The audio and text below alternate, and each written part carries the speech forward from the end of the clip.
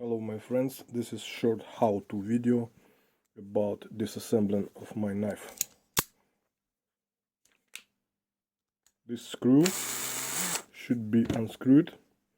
You can do it by screwdriver or just simple driver and simple move it forward. In this case console will be moved outside and you can change blade.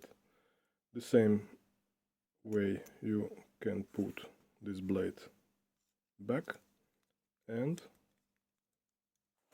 assemble it.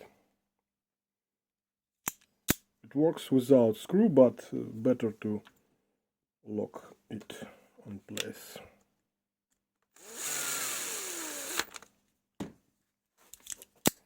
That's all. It works. This is safety lock, which prevent to fold it in pocket, I think.